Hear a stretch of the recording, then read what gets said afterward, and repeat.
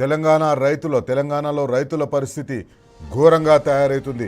Congress party చేసిన మోసానికి, Congress party ఇచ్చిన మోసపూరిత వాగ్దానాలకు ఈరోజు వాళ్ళ నాయకుడు రాహుల్ గాంధీ జన్మదినం సాక్షిగా బొందబెట్టిండ్రు. ఏ రాహుల్ గాంధీ అయితే వరంగల్లో వచ్చి రైతు డిక్లరేషన్ ప్రకటించిండో ఆ రైతు డిక్లరేషన్ని ఈరోజు సంపూర్ణంగా బొందబెట్టేసిండ్రు. రైతు డిక్లరేషన్లో అనేక వాగ్దానాలు చేసిండ్రు రైతుల కోసం. ఆ వాగ్దానాల్లో ఏ ఒక్క వాగ్దానం కూడా నెరవేర్చలేకపోయింది. ఆ వాగ్దానాలను నెరవేర్చలేకపోగా అంతకుముందు వాళ్ళ అధికారంలోకి రాకముందు రైతులకున్న సౌలతులన్నీ కట్ చేసుకుంటూ పోయింది. రైతు భరోసా కట్ చేసింది, రైతు బీమా కట్ చేసింది, వరి ధాన్యం కొనుగోలు విషయంలో రైతులను కట్ చేసింది. ఇది వాళ్ళు చేసిన వాగ్దానాలు ఒకటి కూడా నెరవేర్చలేదు. అప్పటి వరకే రైతులు కాంగ్రెస్ పార్టీ వస్తే కేసీఆర్ ఇంత ఇచ్చిండు కదా, కాంగ్రెస్ పార్టీ అధికారంలోకి వస్తే ఇంకెక్కువ ఇస్తుంది అనుకున్న రైతులకు ఆ ఉన్నది కూడా గుండు గీసేసారు వీళ్ళు. నరసింహారెడ్డి గారు మనతో ఉన్నారు. నరసింహారెడ్డి గారు, రైతు డిక్లరేషన్ ఈరోజు పర్మనెంట్గా బొందబెట్టేసినట్టు అనిపిస్తుంది. కాంగ్రెస్ పార్టీ అధికారంలోకి వస్తుంది కోసం వాళ్ళు చేసిన వాగ్దానాన్ని నమ్మిన రైతులను నట్టేచ్చం ముంచినట్టుగా కనిపిస్తుంది. రేవంత్ రెడ్డి గారు కాంగ్రెస్ ప్రభుత్వం కానీ ఇప్పుడు ఒక ప్రశ్నకు జవాబు చెప్పాలి. కేంద్రము వాటా ప్రకారమే కేంద్రం ఏదైతే చౌక దుకాణాలకు పీడిఎస్ కింద కొనటానికి ఎన్ని ఉంటాయో అన్నీ ఇస్తాం, మేము అన్నీ కొంటాం రైతుల దగ్గర అనటానికి కారణం చెప్తలేరు. ఎన్నికల ముందు ఇదే కాంగ్రెస్ పార్టీ వాళ్ళు చేసిన వాగ్దానాలు కానీ ఒక 2 వారాల క్రితం, నాకు తెలిసి ఒక 15-20 రోజుల క్రితం రేవంత్ రెడ్డి డాంబికాలు పలికి ఢిల్లీ పోయి వచ్చి 15 లోపు, జూన్ 15 లోపు కనుక మీరు ఒడ్లు కొనకపోతే ఇయ్యకపోతే కిషన్ రెడ్డి ఇంటి ముందు లక్ష్మణ్ ఇంటి ముందు, బండి సంజయ్ కేంద్ర మంత్రుల ఇంటి ముందు, బీజేపీ నాయకుల ముందు మొత్తం తెచ్చి ఒడ్లని ధాన్యం అంతా పోసేస్తా అన్నాడు. ఎన్ని ఒట్టి డాంబికాలు, ఒక డొల్ల మాటలు, ఒక ఏమంటారు తుపాకి రాముడు ఊర్లలో పోయిన మాటలు మాట్లాడితే ఏమన్నా ఉందా దీంట్లో మాట్లాడింది? ఇవాళ ఏమంటున్నావు? నీకు కొనను, మొత్తం కేంద్రం ఎంత ఇస్తే ఆ కోటా మందమే కొంటామంటున్నావు. కేంద్ర ప్రభుత్వాన్ని బిడ్డ నువ్వు ఎందుకు కొంటలేవు అని కేసీఆర్ గారు నిలదీసిన అధికారంలో ఉన్నప్పుడు నువ్వు ఎట్లా కొనవో చూస్తా అని చెప్పేసి, నువ్వు కొనేంత వరకు నేను కొంటనే ఉంటా అని చెప్పేసి కేసీఆర్ గారు పండించిన ప్రతి గింజా ఉన్నారు. కానీ ఈరోజు కేంద్ర ప్రభుత్వాన్ని అట్లా దబాయించే ధైర్యం లేదు. వీళ్ళ 8 మంది ఎంపీలు ఇక్కడ హైదరాబాద్లో కూర్చొని వెకిలి మాటలు మాట్లాడడం తప్పిస్తే వాళ్ళు ఏం చేస్తలేరు. ఇప్పుడు ఈయన బడేబాయి చోటేబాయి బంధము కేసీఆర్ గారికి సరిగ్గా కేంద్రంతో పనులు చేసుకునే తెలుస్తలేని ఈ మనిషి 2021 ఆర్థిక సంవత్సరంలో దాదాపు 3 కోట్ల టన్నుల వరిధాన్యం పండింది. శైలేష్ పండితే కొనమంటే మంత్రుల బృందాన్ని, అగ్రికల్చర్ మినిస్టర్ నిరంజన్ రెడ్డి గారిని, మిగతా వాళ్ళందరినీ పంపిస్తే ఆయన ఎవరు ఆ మినిస్టర్ ఉన్నాయని చెప్పేసి పీయూష్ గోయల్ గారు ఏమంటే ఇంత వరి ఎట్లా పండుద్దా, అసలు పండుద్దా, మేము గూగుల్లో చూస్తే 8 లక్షలు రావట్లేదు మీకు అన్నారు. గూగుల్ ఎందుకు రా నాయన, నువ్వే వచ్చిరా చూపెడతామని చెప్పి ఒడ్లైతే గాలిలో వచ్చాయి కావు అని ఎంత చెప్పినా వినకపోతే ముఖ్యమంత్రిగా ఉండి ఢిల్లీలో ధర్నా చేసిన, తీసుకుపోయి ఢిల్లీలో మంత్రులు ఎమ్మెల్యేలతో అందరితో ధర్నా చేస్తే వెంటనే కేంద్రం దిగొచ్చి 25 లక్షల టన్నులు కొంటామని లెటర్ ఇచ్చిపోయింది. ఇది కార్యసాధకుడు, పరిపాలనా దక్షిణ యొక్క లక్షణం. ఇది భీరువు లక్షణం. ఇది పరిపాలన చేయలేక, చేతకాక చేసే పని ఎట్లుందంటే ఇప్పుడు రేవంత్ రెడ్డిని చూస్తే అర్థం. ఇక్కడ పెద్ద మాటలు రెండవది మీరు చెప్పినట్టు కొంటమనే కాకుండా బోనస్ కూడా ప్రకటించడు. అంటే వరి వేయాలి వేయొద్దని నువ్వు అంటున్నావు, వరికి 500 బోనస్ ఇస్తాం ఎంఎస్పీ కాకని ప్రకటించింది వరంగల్ డిస్ట్రిక్ట్ రాహుల్ గాంధీ గారు కాదా అండి?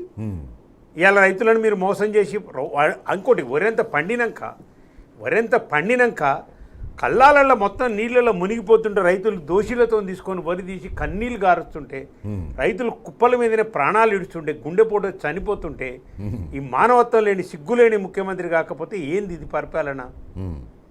పంటలు మారవాలి, ఎప్పుడు మారవాలి పంటలు? ఏమైనా అవగాహన ఉందా నీకు? పోనీ వరి అయితే అంటావు, మొక్కలు కొన్నావా? మరి నేను అడిగే ప్రశ్న ఏంటంటే వరి వద్దు, మొక్కలు కొన్నావా, పప్పులు కొన్నావా, ఏం కొన్నావో చెప్పు. నీ చేతనైంది అసలు ఒక్క పంట కొన్నదా రాష్ట్ర ప్రభుత్వం? కరోనా టైంలో కేసీఆర్ గారు 27,000 కోట్లు పెట్టి ప్రతి గింజ కొన్నాడు. ఇదే సిగ్గులేని ముఖ్యమంత్రి, ఇదే సిగ్గులేని ఉత్తమ్ కుమార్ రెడ్డి 2 వారాల క్రితం ప్రెస్ మీట్ పెట్టి ప్రతి గింజ కొంటామన్నారు. మీరు ఆ బయటలేయండి, ప్రతి గింజ కొంటాం, చివరి గింజ కూడా కొంటామని మాట్లాడారు. ఇవాళ ఏమొచ్చింది మీకు రోగం? మరి రైతులను వరేసుకోమని చెప్పి పండియమని చెప్పి అన్ని ఉన్నాయని చెప్పి యూరియా సప్లై చేస్తున్నామని దొంగ మాటలు మాట్లాడి నమ్మించి మోసం చేయడం, ఇవాళ నమ్మించి మొత్తం వచ్చిన పొందుకోవడం. తర్వాత ఇవాళ రైతులు ఎటుపోవాలండి? ఏంది అరాచకం అసలు? రైతన్నులారా ఇప్పటికైనా గమనించాలి. మీ ప్రాణాలు తీసుకోవడం కాదు, మిమ్మల్ని మీరు కొట్టుకోవడం కాదు, చెప్పులు తీసుకొని కాంగ్రెస్ నాయకులు వెంటబడి కొట్టాలి. వాళ్ళ ఇళ్ల మీద మనం పోయి అడగాలి, కూర్చోబెట్టాలి, ధర్నాలు చేయాలి, మిలిటెంట్ పోరాటాలు చేయవలసిన అవసరం ఇవాళ రైతాంగానికి ఏర్పడుతుంది. ఇవాళ మిలిటెంట్ పోరాటాలు రైతులు అంతవరకు ఓరు. రైతులు ఎంత ఉన్నా వాళ్ళు ఓటుతో ద్వారానే సమాధానం చెప్తారు. అదే మిలిటెంట్ పోరాటం భాగమే ఓటు కూడా. కేంద్ర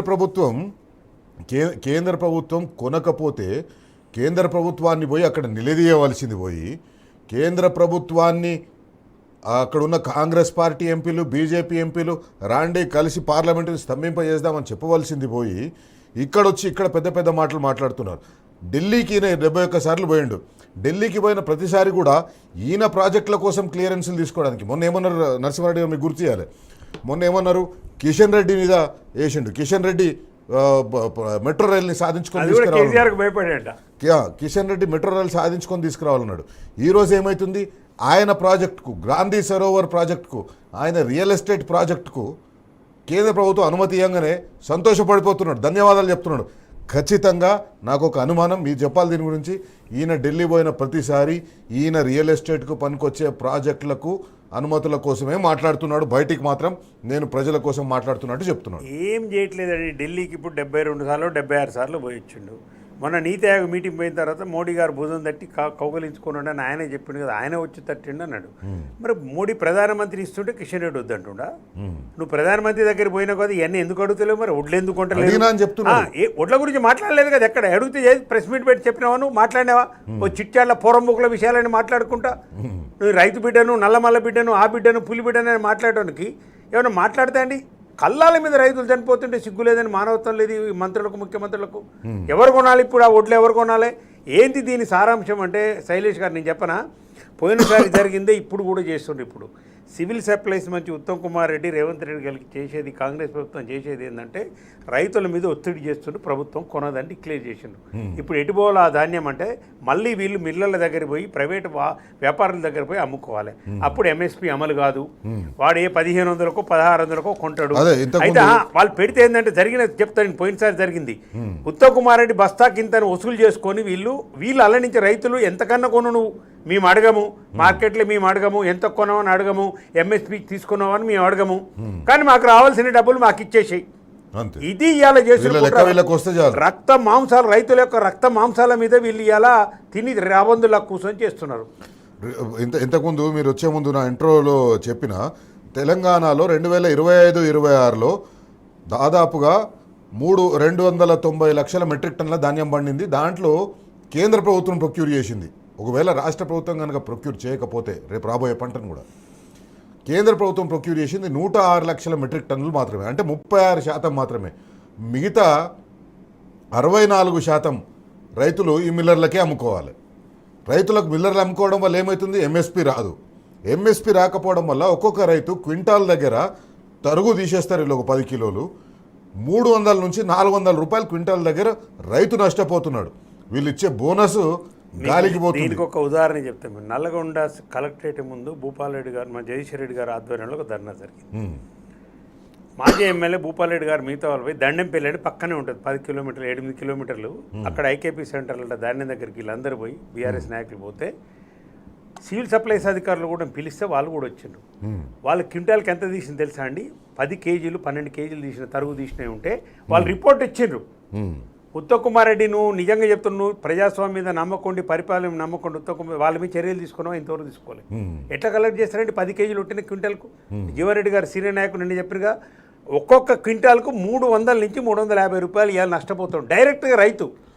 అది నష్టపోతుండ్రు. ఇప్పుడు ప్రైవేట్ మిల్లర్లకు అమ్ముకోవడం వల్ల ఇంకొక 300. అది రెండో నష్టం ఏంటంటే, ఇక్కడ ఏంది 2 నష్టాలు ప్రైవేట్ మిల్లులకు అమ్ముకుంటే. ఒకటి ఎంఎస్పీ రాదు, రెండోది వీళ్ళు బోనస్ ఇయ్యరు. ఇప్పుడు ఈ మిల్లులకు అమ్ముకునే ధాన్యానికి బోనస్ లెక్కల కోసం చెప్పడానికి కూడా లేదు అసలు. ఐకేపీ సెంటర్ల ద్వారా పోయిన ఆ 100 క్వింటాలలో ఎప్పుడన్నా ఇయని సావని కానీ నాకు రావాలి బోనస్ అంటానికి కూడా రైతుకు అవకాశం లేదు. ఇక్కడ మిల్లులో పోసిన తర్వాత అది రాదు, ఇది రాదు, ప్రభుత్వానికి ఏం సంబంధం లేదు. వాడు ఎప్పుడో 6 నెలలకు ఇస్తాడు, ఇవాళ పోసుకున్నది వాని ఇంటి చుట్టూ తిరగాలి. ఇలా పోగానే తేమ ఉందంటాడు, మళ్ళీ అదంటాడు, తాళంటాడు, తేమ అంటాడు, 2 అంటాడు వాడు. కాబట్టి పూర్తిగా రైతాంగాన్ని ఇవాళ కష్టపడి పండించిన పంటను మొత్తము మిల్లర్లకు ధారాదత్తం చేయడానికి ప్రైవేటు వ్యాపారస్తులకు అడ్డగోలుగా రేటు వాళ్ళు ఎంత రేటు అంటే అంత రేటు పెట్టి వాళ్ళు అమ్ముకోవడానికి రైతుల మీద ఒత్తిడి కలగజేసేదే ఇది తప్పితే ఏమి లేదు. ప్రభుత్వాన్ని నేను ఒకటే సూటి ప్రశ్న అడుగుతున్నా, మీరు ఎన్నికలకు రాకముందు రైతులకు కొంటామన్న ధాన్యాన్ని కేంద్ర ప్రభుత్వం ఎంత కొంటే అంతే శాతం మేము కొంటామని మీరు అంటే ఎన్నికల ముందు చెప్పులు తీసుకొని వెంటబడి రేవంత్ రెడ్డి నీకు డిపాజిట్ రాకపోతుండే. 30 సీట్లు కాదు, అంతకుముందు 23 సీట్లలో 10 సీట్లు కూడా మీకు రాకపోతుండే. చెప్పింది ఒక మాట రైతులకు, ఇవాళ చేసేది మోసం. ప్రతి వర్గానికి అట్లే చేసినారు మీరు. ఇవాళ ముఖ్యంగా రైతానికి దాదాపు నేను అంటున్న రైతులకు తెలిసి నాకు తెలిసి ప్రధానమైన హామీలు ఇవాళ మీరు చూస్తే రైతు బంధు కావచ్చు, కౌలు రైతులకు ఇచ్చింది కావచ్చు, రైతు బంధు, రైతు భరోసా గురించి మాట్లాడదాం. మనం ఒక చిన్న బ్రేక్ తీసుకుందాం. బ్రేక్ తర్వాత ఖచ్చితంగా రైతులందరూ సంఘటితం కావాలి. తెలంగాణ రైతుల పక్షాన నిలబడే వర్గాలన్నీ కూడా సిద్ధం కావాలి ఈ తెలంగాణ రాష్ట్ర ప్రభుత్వాన్ని నిలదీస్తేందుకు. ముఖ్యమంత్రి రేవంత్ రెడ్డి ఈరోజు స్కూల్ పిల్లలకి ఇచ్చే ఎడ్యుకేషన్ కిట్లను కూడా బహిరంగ సభ పెట్టి ఆ బహిరంగ సభలో ఎడ్యుకేషన్ కిట్లు ఇచ్చినట్టు చెప్పి ఏవైతే ఆటోమేటిక్గా జరుగుతూ పోతుండాలో వాటిని అన్నింటిని కూడా తానేదో గొప్పగా చేస్తున్నట్టు, తానేదో కొత్తగా చేస్తున్నట్టు బహిరంగ సభలు పెట్టి కోట్ల రూపాయలు ఖర్చు పెట్టి అట్టహాసంగా చేస్తున్నారు. చివరికి రైతు బంధు కూడా, రైతు భరోసా కూడా అట్లనే చేస్తున్నాడు. ప్రభుత్వ అధికారులు, ప్రభుత్వ ఉద్యోగుల జీతాలు ఎట్లయితే నెల టెన్షన్గా పడిపోతాయో అట్లనే సీజన్ వచ్చిందంటే చాలు రైతు బంధు రైతుల అకౌంట్లో ఆటోమేటిక్గా పడిపోయేటట్టు ఏ మంత్రి కూడా దాన్ని పెద్దగా ఒక ఉత్సవంలాగా చేయలేదు. ఆ రకమైన ఏర్పాట్లు కేసీఆర్ గారు చేసిండు. కానీ ఈరోజు కాంగ్రెస్ పార్టీ ఏం చేస్తుంది? రైతు భరోసా వేసే ప్రతి దానికి ముందు ఒక బహిరంగ సభ పెడతారు. 40-50 కోట్ల బహిరంగ సభ ఖర్చు పెట్టి రైతులకు వేస్తున్నామని చెప్పేసి ఉంటారు. మొన్న మనం చూసినాం 45 రోజుల్లో రైతులకందరికీ రైతు భరోసా వేస్తామని చెప్పిండ్రు. దాదాపు 2 నెలలు దాటిపోయింది, 60-70 రోజులు దాటిపోయింది. 2 ఎకరాలకి ఆపేసిండ్రు. ఇప్పుడు వచ్చే వానాకాలం పంటకు ఖమ్మంలో, మైరలో ఒక పెద్ద బహిరంగ సభ పెట్టి చేస్తా అని చెప్పిండు నరసింహారెడ్డి గారు. అన్నీ రొటీన్గా జరిగిపోవాల్సిన కార్యక్రమాలు కూడా తానేదో గొప్పగా చేస్తున్నట్టు, చేయవలసిన కార్యక్రమాలేమో చేస్తలేరు. రైతులు పండించిన ధాన్యాన్ని కొనమంటే మాకు చేత కాదు, మేము ఢిల్లీ ఎంత కొనమంటే అంత కొంటామంటారు, బడేబాయ్ ఎంత కొనమంటే అంత కొంటామంటున్నారు. ఇప్పుడు రైతు బంధు అనేది కేసీఆర్ గారు మొదలుపెట్టిన ఒక అద్భుతమైన పథకము. పెట్టుబడి సహాయం, అది అప్పు కింద కాదు, పెట్టుబడి సహాయం కింద రైతులకు అదను రాగానే వ్యవసాయానికి ఇచ్చేది, వానకాలం వ్యవసాయానికి ఇచ్చేది. ఆయన నాట్లు పడక ముందు నాట్లకు మధ్య వచ్చేది. ఇప్పుడు ఈయన అప్పుడప్పుడు ఓట్లకు మధ్య మీటింగ్ల మధ్య ఇచ్చేటట్టు ఏర్పాటు చేసుకోండి. ఏంది ఇంతగలిగి ఈయన తీసిన రాగం ఏంటంటే 1 ఎకరానికి వేస్తాడు ఆడిపోగానే. ఈ 1 ఎకరానికి వేసేదేమో 1000 కోట్లు 1100 కోట్లు ఉంటుంది. ఈయన ఖర్చు దాంట్లో 100 కోట్ల ఖర్చు. ఈ మంత్రులందరూ పోవటం, వీళ్ళు ఆర్పాటం వల్ల రేటుకు 1 లక్ష రూపాయల భోజనాలు, ఈ కథ హైదరాబాద్ నుంచి పోవటం, హెలికాప్టర్లు రావటం, ఈ అధికారులు ఏకడం పీకడం అంతా మళ్ళీ 1000 కోట్లు. అంటే ఏంది ఇప్పుడు రైతు బంధు మొత్తం వేసినవా? ఇంతవరకు 15,000 మీరు ఇస్తామని ఎంత అబద్ధం అండి ఇది. రాహుల్ గాంధీ గారు కూడా ఆలోచన చేయాలి. 15,000 ప్రతి ఎకరాకి ఇస్తున్నాడు, కేసీఆర్ 10 ఇస్తుంది, 15 ఇస్తున్నా అంటివి. సిగ్గు లేకుండా నువ్వే ప్రెస్ మీట్ పెట్టి 12,000 ఇస్తా అంటివి. నువ్వు అప్పుడే దిగిపోవాలి. అంటే ఆయనకు 3,000 ఢిల్లీకి పంపించేది ఉంటుందని చెప్పి అప్పుడే దిగిపోవాలి. నువ్వు యాక్చువల్గా నైతికంగా నువ్వు దిగిపోవాలి అంటే మన ముఖ్యమంత్రి. రెండవది 12,000 అయినా మనం అనుకున్న దాని ప్రకారం ఇస్తున్నావా?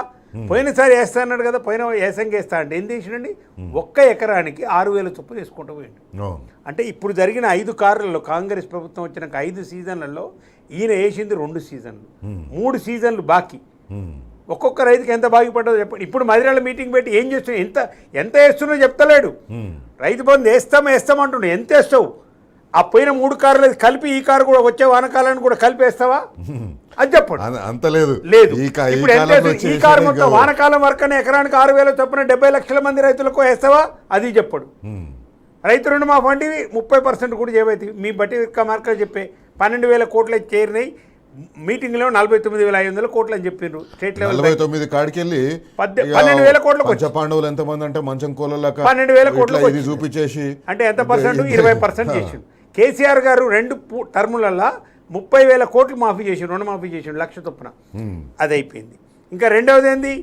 రైతులకు సంబంధించి మీరు ఇచ్చిన దాంట్లో హామీలలో అతి ప్రధానమైనది ఏం చెప్పారు మీరు? కౌలు రైతులకు ఇస్తాము, వ్యవసాయ కూలీలకు కూడా 12,000 ఇస్తామండి. ఒక్క కౌలు రైతుకు తెలంగాణ రాష్ట్రంలో ఎవరికైనా ఇచ్చారు? అసలు రైతులకే దిక్కులేదు. ఇక కౌలు రైతులకే ఇస్తారు మీరు. ఇక ఏం చేస్తున్నారు మరి పైసలన్నీ? ఇప్పటికి ఎన్ని లక్షల కోట్ల అప్పు చేసిండ్రు మీరు వచ్చిన కాంచి 2.5 సంవత్సరాలలో? ఇన్ని లక్షల కోట్ల పెట్టి ఏం చేసిండ్రు? కేసీఆర్ కూడా అప్పు చేసిండు, కాళేశ్వరం కట్టిండు, కేసీఆర్ అప్పు చేసిండు, ఇంటింటికి నీళ్ళు ఇచ్చిండు, కేసీఆర్ అప్పు చేసిండు, గురుకులాలు కట్టిండు, కేసీఆర్ అప్పులు చేసిండు, అన్ని చేసిండు. ఒక ఆస్తులు 1,00,000 కోట్ల అప్పు చేస్తే 70 లక్షల కోట్ల సంపద సృష్టించి పెట్టిండు కేసీఆర్ గారు. తరాలకు ఉపయోగపడే విధంగా చేసిండు. మీరు దుర్మార్గులు వచ్చిన కానీ ఏం చేసిండు చెప్పు? ఒక్క ఇల్లు కట్టినవా? ఒక్క ప్రాజెక్టు కట్టినవా? ఎక్కడన్నా కట్టినవా?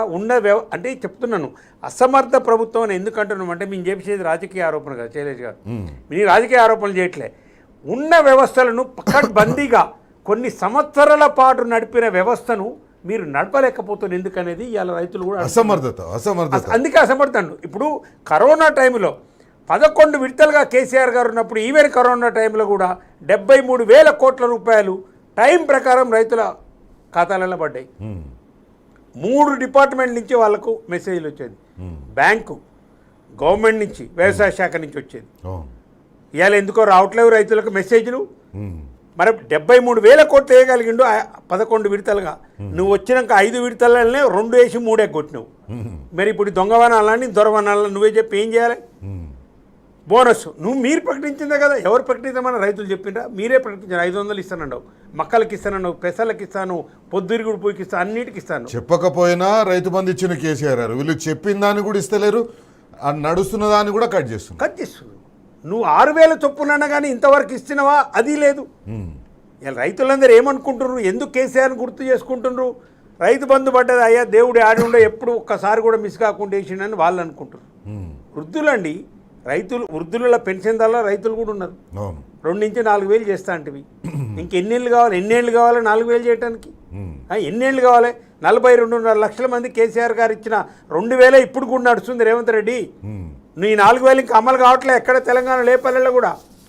అది కాకపోగా ఆల్రెడీ వస్తున్న వాళ్ళని చాలా మందిని కట్ చేసాను. చనిపోయిన వాళ్ళు ఉంటే అవి దాదాపుగా ఒక 40-50% తగ్గింది ప్రభుత్వానికి భారం వృద్ధాప్య పెన్షన్ల మీద. రైతులు పండించిన ప్రతి పంట దాదాపు 20 రకాల పంటలను కేసీఆర్ గారు కొన్నాడు కరోనా టైంలో. కల్లాల దగ్గరికే కాంటాలు పంపించి, ఇండ్ల దగ్గరికే కాంటాలు పంపించి, రైతు వేదికలు కట్టి, కల్లాలు కట్టి, రైతుకు ఏం మాత్రం ఇబ్బంది పడకుండా కాలు మీద కాలేసుకొని రైతే రాజానే అనేటట్టు చేసిండు. నెంబర్ 1 చేసిండు భారతదేశంలో. తెలంగాణ రైతు నెంబర్ 1 చేసిండు. నువ్వేం చేస్తున్నావు? ఇలా అధికారుల కాళ్ళు పట్టుకుంటట్టు చేస్తున్నావు. వాళ్ళని అధికారుల కాళ్ళు పట్టుకొని అయ్యా మా ఒడ్లు కొనండి ఆయన, మా మక్కలు కొనండి ఆయన అని అధికారులను కాళ్ళు పట్టుకుంటట్టుగా చేసి రైతులను నువ్వు ఇలా బానిసలుగా చేసే ప్రభుత్వం ఇది కాంగ్రెస్ ప్రభుత్వం. రైట్. రైతులకు మేలు చేయడం కాంగ్రెస్ పార్టీకి చేత కాదు. కాంగ్రెస్ పార్టీకి చేత కాకపోగా ఇప్పుడు ఎల్ నినో మాటున వీళ్ళు బాధ్యత నుంచి తప్పించుకునే ప్రయత్నం చేస్తున్నారు. ఎల్ నినో వస్తుంది, నీళ్లు తక్కువగా ఉంటాయి, నీరు తక్కువగా ఉన్న పంటలు వేయండి ముందు చెప్పిండ్రు. వరి వేయొద్దని చెప్పిండ్రు. ఇప్పుడు ఆ వరి వేసినా కూడా మేము కొనలేమని చెప్తున్నారు. నీరు తక్కువగా ఎల్ నినో. కేసీఆర్ గారు కాళేశ్వరం గురించి ఆలోచించిందంటే, మిషన్ కాకతీయ గురించి ఆలోచించినంటే తెలుసు. ఎప్పుడైనా ఎల్ నినో ఇదేం కొత్త పదం కాదు, కొత్తగా వచ్చేది కాదు. ఇంతకుముందు కూడా అనేక సందర్భాల్లో ఎల్ నినో వచ్చింది. ఇదేం కొత్త పదం కాదు, కొత్త సమస్య కాదు. కానీ ఇవన్నీ వస్తాయని తెలిసి ముందు చూపుతూ ఉన్న నాయకుడిగా మిషన్ కాకతీయ కార్యక్రమాన్ని తీసుకున్నారు. కాళేశ్వరం ప్రాజెక్టు కట్టి, ప్రాజెక్టులు నింపి, బారాజులు నింపి, ఆ చుట్టుపక్కల ఉండే చెరువులన్నీ నింపి, భూగర్భ జలాలను పెంచి రైతులకు ఎల్ నినో వచ్చినా కూడా మేమున్నామనే భరోసా కల్పించిండు కేసీఆర్. కానీ ఈరోజు కాంగ్రెస్ పార్టీ దాని చాటున దాక్కొని రైతులకు ద్రోహం చేస్తుంది. ముఖ్యమంత్రి రేవంత్ రెడ్డి తన చేతగానితనాన్ని, కాంగ్రెస్ పార్టీ ప్రభుత్వం తన చేతగానితనాన్ని ప్రకృతి సాకుతోటి తప్పించుకోవాలని చూస్తుంది. నరసింహారెడ్డి గారు ఎల్ నినో పేరు చెప్పి రైతులను భయపెట్టిస్తున్నారు. ఎల్ నినో పేరు చెప్పి రైతులు వరి వేయొద్దంటున్నారు. వాస్తవానికి వాళ్ళ వరి ధాన్యాన్ని వీళ్ళు కొనలేని పరిస్థితి ఉంది. కాబట్టి ఇప్పుడు ఎల్ నినో చాటున వీళ్ళు దాన్ని రైతుల నుంచి ధాన్యం కొనుగోలు చేయొద్దని చూస్తున్నట్టుగా అనిపిస్తుంది. ఇప్పుడు ఇదే ఉత్తమ్ కుమార్ రెడ్డి ఇంతకుముందు ప్రెస్ మీట్లలో రేవంత్ రెడ్డి అని ఏం చెప్పినారు? కాళేశ్వరం గొప్ప ఏం లేదు, కాళేశ్వరం నీళ్ళు సుక్క వాడకుండా కూడా మేము ఇంత వరి పండించినాము అని చెప్పారు కదా. అప్పుడైతే ఎల్నీలో లేదుగా, పోయి పండించిన తర్వాత కదా వచ్చే కారుకు ఎల్నీలో ఉంటుంది అంటారు. మీరు గొప్పలు చెప్పేటప్పుడేమో అట్లా చెప్తారు, కొనమంటేనే మళ్ళీ చేత కాదు. మరి వరి వేయొద్దని అన్నాడు కేసీఆర్ అని అన్నని మాటను ఒక అబద్ధాన్ని బాగా రైతులకు ఎక్కించి రైతులు ఓట్లు వేయించుకుంటారు. మరి ఇప్పుడు ఏమంటున్నావు నువ్వు? 3 కోట్ల ధాన్యం ఇప్పుడు పార్లమెంట్లో చెప్పారు కదండి 1,20,00,000 ఎకరాలు 2,20,00,000 ఎకరాలు అయింది, సేద్యం పెరిగింది, విస్తీర్ణం పెరిగింది 2014 నుంచి 2019 వరకు అని వాళ్ళే చెప్పారు కదా. చెప్పారు పార్లమెంట్లో సోషియో ఎకనామిక్ రిపోర్ట్లో చెప్పారు. విస్తీర్ణం పెరిగింది, స్థిరీకరణ జరిగింది, పంట పెరిగిందని. పెరిగిన పంటను అనుకూలంగా కేంద్ర ప్రభుత్వం నుంచి కొనిపించవలసిన బాధ్యత రాష్ట్ర ప్రభుత్వం నాయకుల మీద ఉంటుంది కదా. మీకంటే ముందు కేసీఆర్ గారు ముఖ్యమంత్రికి ఉండి ఢిల్లీలో ధర్నా చేసి సాధించుకొచ్చిండు 25 లక్షల టన్నుల బియ్యాన్ని. అంటే దాదాపు ఒక 40 లక్షల టన్నుల ధాన్యం కొనేటట్టుగా చేసిండు. 90 లక్షలు కొనిపించిండండి. వీళ్ళకి చేత కాక ఈడ పండుకొని ముచ్చట్లు చెప్పుడు ఎందుకు పోతలే ఢిల్లీకి మాట్లాడవా? కాదు పార్లమెంట్లో వీళ్ళ రాహుల్ గాంధీ మాట్లాడా తెలంగాణలో వరి కొంటలేరు ఎందుకు కొంటలేరు అడగలే. ఎన్నడైనా తెలంగాణ గురించి ఒక్క మాట మాట్లాడా మీ నాయకుడు? తెలంగాణకు వచ్చి ఓట్లు వేయడానికి మాట్లాడు కుటుంబం ఓట్లు వేయించుకొని అధికారంలోకి వచ్చి ఒక్క ఇష్యూ తెలంగాణ గురించి ఎన్నడైనా మాట్లాడిన పార్లమెంట్లో రాహుల్ గాంధీ? ఎందుకు మాట్లాడండి రాహుల్ గాంధీ? అంటే ఓట్లు వేయించుకొని మేము మోసం చేస్తాము, మీరు రైతులను అన్యాయం చేస్తామంటే నీకు ఇలా వాతావరణ ప్రభావానికి సంబంధించి నువ్వేం చెప్పాల్సిన అవసరం లేదు నాయన. రైతులకు బాగా తెలుసు. చాలామంది శాస్త్రవేత్తల కంటే రైతులు గొప్ప శాస్త్రవేత్తలు. ఈ భూమి గురించి, తెలంగాణ గడ్డ గురించి, కాలం గురించి కూడా తెలుసు వాళ్ళకి, అందరికీ తెలుసండి. అరే రాత్రిపూట లేదు చుక్కలు లెక్క పెట్టి టైం చెప్తారు, కరెక్ట్ టైం ఇవాళ 3:15 అయిందని. నువ్వు ఇవాళ వాళ్ళకి ఏదో చెప్పి తాతకు దగ్గులు నేర్పి నీ అంత తెలివి అవసరం లేదు. కానీ ఇప్పుడు వరిని మీరు ఎందుకు కొంటలేరో చెప్పని. కేంద్ర ప్రభుత్వం కేటాయించిన కోటానే కొంటామని ముందు చెప్పిండ్రా. ఇదే పద్ధతి పరిస్థితి వస్తే కేసీఆర్ ఎట్లా అధిగమించిండో నీ ముందు ఒక ప్రాక్టీస్ ఉంది కదా.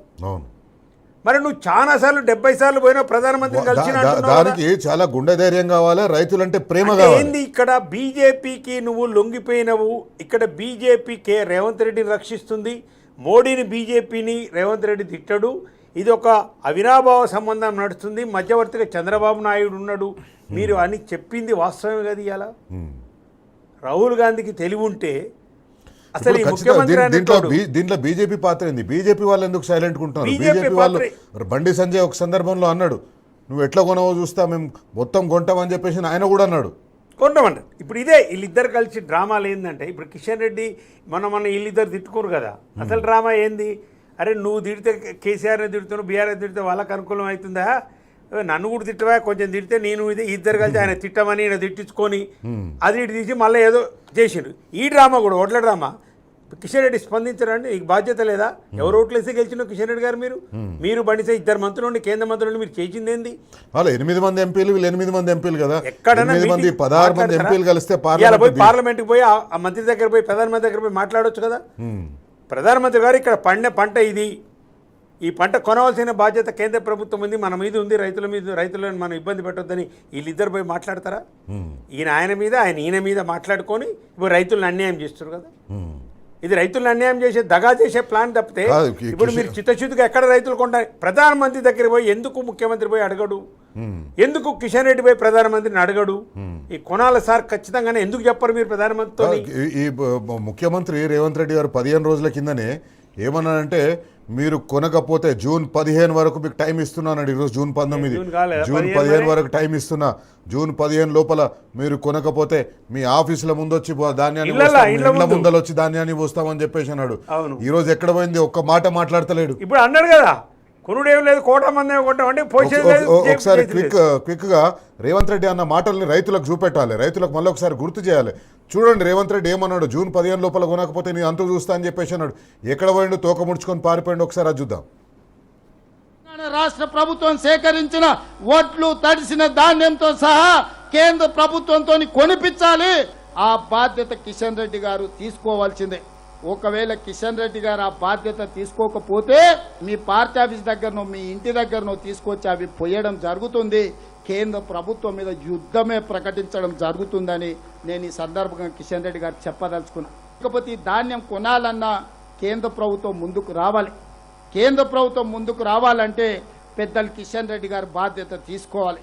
కిషన్ రెడ్డి గారు బాధ్యత తీసుకోకపోతే తెలంగాణలో తిరగడానికే కిషన్ రెడ్డి గారికి సమస్య అవుతుందని నేను ఈ వేదిక మీద వారికి సవినయంగా నేను విజ్ఞప్తి చేస్తున్నా. సేకరించి అందించాల్సిన బాధ్యత రాష్ట్ర ప్రభుత్వాన్ని, కొనుగోలు చేయాల్సిన బాధ్యత కేంద్ర ప్రభుత్వాన్ని.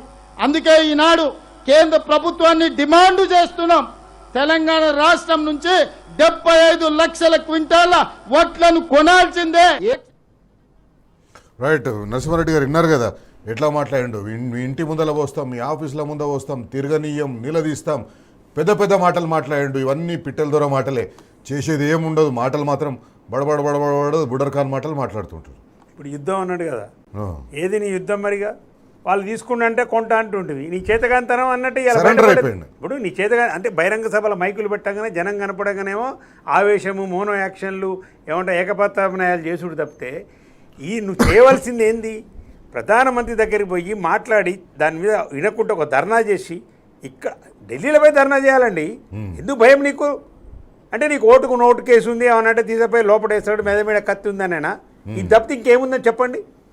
చిత్తశుద్ధిగా నువ్వు సరెండర్ అయిపోయాడు. చిత్తశుద్ధిగా చెప్పాలంటే ముఖ్యమంత్రి కేంద్ర ప్రభుత్వానికి సరెండర్ అయిపోయాడు. చిత్తశుద్ధిగా నువ్వు రైతుల పక్షాన్నే ఉంటే, రైతుల ఓట్లు వేసుకొని నువ్వు అధికారానికి వచ్చినావు అనే భావన నీకుంటే ఎందుకు కొట్లాడతలేవు నువ్వు? కేసీఆర్ కొట్లాడలేదా? ఎవరికి భయపడ్డాడు కేసీఆర్? ఇవాళ కంటే ఎక్కువ సీట్లు ఉన్నాయి మోడీకి, అప్పుడు రేవంత్ రెడ్డి ఇవాళ కంటే ఎక్కువ సీట్లు ఉన్నాయి, 303 సీట్లు ఉన్నాయి ఇవాళ పార్లమెంట్లో. ఇవాళన్నా కానీ వేరే పార్టీల మీద ఆధారపడ్డ ప్రభుత్వం. రేవంత్ రెడ్డి ఏమనంటే కేసీఆర్ మోడీని తెలంగాణ రాష్ట్రానికి వస్తే గౌరవించలేదు, కానీ నేను చాలా గౌరవిస్తున్నట్టు. ఆ గౌరవంకి ఇదే ఏది గౌరవం? దక్కేది. ఆడ కూర్చొని హైటెక్ సీట్లో కూర్చొని ఇద్దరు కలిసి బండి సంజయ్ గది ఇకలికలు పక్కపక్కలు చేసి ఏది ఆ ఇకలికలు పక్కపక్కలు దేనికి? నువ్వు రా, నేను రెడీగా ఉన్నా, తీసుకుంటా, నిన్ను ఎక్కడికో తీసుకుపోతా అన్నది నిజమేనా? దీని అర్థం మరి ఇప్పుడు దీని అర్థం ఏమనుకోవాలండి? అలా కేంద్ర ప్రభుత్వాన్ని ఈడకు బహిరంగ స్థలాల్లో మాట్లాడితే ఏమొస్తుంది? రేవంత్ రెడ్డి అక్కడ పోయి అడగాలి. అక్కడ పోయి అక్కడ పోయి అడిగేది ఎంతసేపు ఉన్నా కానీ పోవటం, మాట్లాడటం, పక్క రోజులు పోవటం, కాలమే పోవటం, ఓటుకుని మాపు చేయండి, మీ దండం పెడతా, మీ చంద్రబాబు కూడా చెప్పిన ఎట్లనే చేయండి సార్ అంటే తప్పితే, మీరు ఎప్పుడు రమ్మంటే అప్పుడు వస్తానికి సిద్ధంగా ఉన్నా అనేది ఎప్పుడు తప్పితే రైతుల గురించి మాట్లాడేది లేదు, ప్రాజెక్టుల గురించి మాట్లాడేది లేదు, వేరే విషయాలు మెట్రోల గురించి మాట్లాడేది లేదు, అసలు రాష్ట్రం గురించి మాట్లాడేది లేదు. ఆయన సొంత వ్యవహారాలు ఏమైనా చూసుకుంటాడు. మెట్రో రైల్లో రియల్ ఎస్టేట్ వ్యాపారానికి సంబంధించిన ఫైల్ ఏమైనా ఉంటే క్లియర్ చేసుకోవడం, మెట్రో రైల్ ఫ్యూచర్ సిటీ అది చేస్తాడు. మెట్రో ఆ రోడ్ల పర్మిషన్లు కొన్ని తెచ్చుకోవడం, మెట్రో టేక్ ఓవర్ చేస్తే 30,000 కోట్ల రూపాయల భూములు వస్తాయి కాబట్టి దాని గురించి మాట్లాడతాడు. కానీ రైతులకు వచ్చే లాభం గురించి బ్రోకర్ ముఖ్యమంత్రి అయితే చూస్తున్నాం. మనకి ఇదే పరిస్థితి ఉంది మనకి. థ్యాంక్ యూ నరసింహారెడ్డి గారు. రైతుల పక్షాన ఖచ్చితంగా మనం అందరం నిలబడాల్సిన అవసరం ఉంది. ప్రతి ఒక్కరూ మాట్లాడాలి. చదువుకున్నవారు, గ్రామీణ ప్రాంతాల్లో ఉన్నవారు, మహిళలు, ప్రతి ఒక్క వర్గం కూడా రైతులకు అండగా నిలవాల్సిన అవసరం ఉంది. అందుకే టీ న్యూస్ వేదికగా టీ న్యూస్ ఎప్పుడు రైతుల పక్షాన నిలబడుతుంది, బరాబర్ అడుగుతూనే ఉంటుంది. ఇది వాటి కార్యక్రమం. మరో ముఖ్య అంశంతో మళ్ళీ కలుసుకుందాం. అంతవరకు సెలవు. నమస్తే. జై Telangana. Stay tuned to T news.